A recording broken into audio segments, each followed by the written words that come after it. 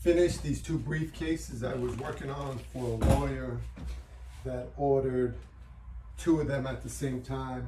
He wanted some big briefcases with a lot of compartments to put, you know, items in, and he wanted it legal size. All right, so let me tell you what I did. This took me, if you've been following the posts that I've been doing with these two cases, it took me on and off a few weeks now, I think, if I remember. So this one is the Woodhall style, and this one's the Harbin Mass.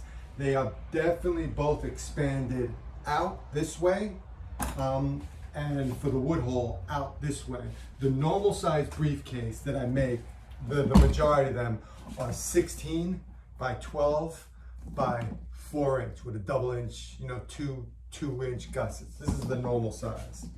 So this one comes out to 20. He wanted it bigger, and it comes out and it comes up another inch to 13 inches. And also the gusset is to 6 inches. Yeah, 6 inch gusset. I forgot, man. All right. No, 7 inch gusset. Sorry. So with 4 compartments in it. All right. Really, all made out of thick English Bridle leather. Really thick and heavy, really durable. What he wanted, he was telling me he was going through lots of briefcases throughout his career, and they break down, especially the thinner ones that are made with cardboard. These guys break down, and it's great. It's thin, it's light, but if you're somebody who's using these cases a lot, you're gonna be going through cases every few years, and they do get expensive. You know, you get a good high-end case, briefcase made out of the thin leather. Talking about $3,000, $4,000, $5,000 for that, and it's gonna break down in a couple of years if you're using it. So he wanted a really durable briefcase, and you're not getting away with having a durable briefcase and making it with thick leather. You're just not getting away with that. If you want it to last, if you want it to get beat up, it's gotta be thick leather, and that's what this is.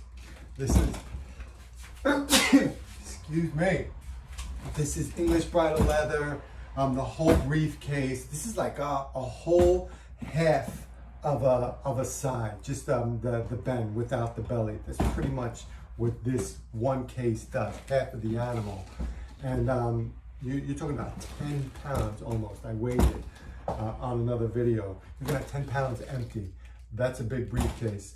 I don't see you carrying cases like this a lot by hand. I see these on a trolley cart, and that's basically it. So, a little bit about it. Like I said, I built this out. This is how it has a back newspaper pocket, multiple gussets, so you can have different compartments in it.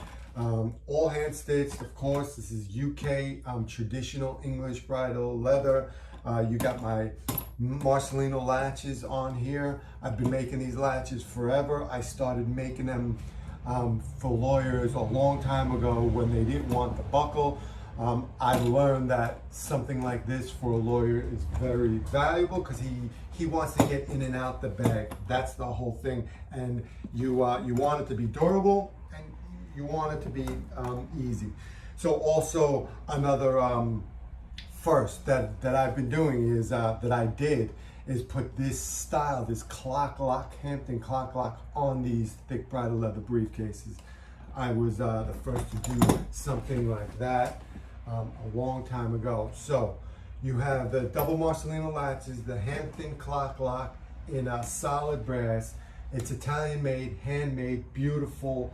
One of the best made locks in the world. By far. They're installed with real rivets, not screws. The real rivets pierce into the leather, into the other metal part that's underneath here, and gives you one of the best bonds.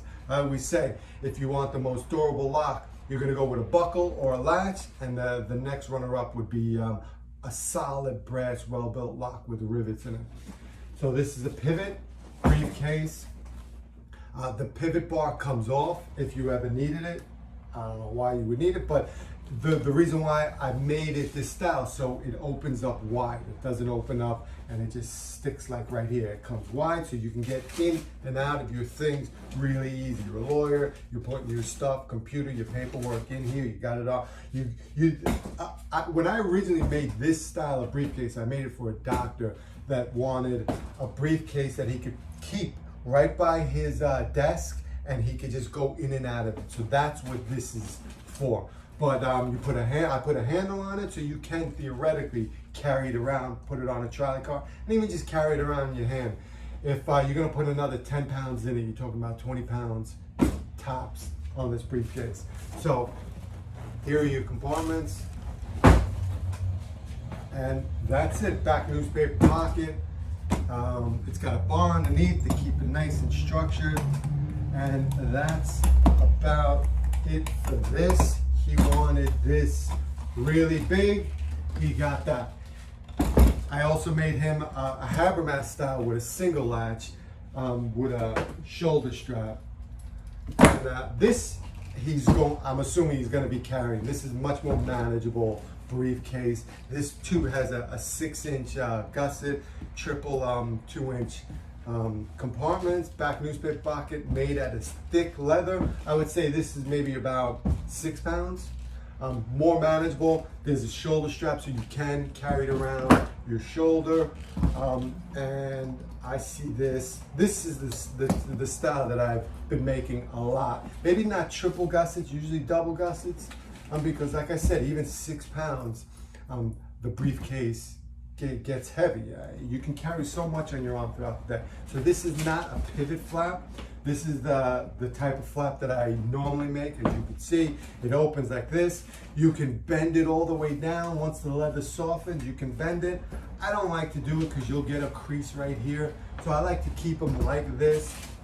When it softens, it should open up on its own without forming a crease. But for now, you got your triple gussets, basic, you got some pockets inside, and you got the Marcellino latch with the loop on it. Loop is just for added protection so it doesn't open up on you. You're just wedging it down like that. So that's it. A much more manageable briefcase, but again, still thicker than the normal one. This is the normal one.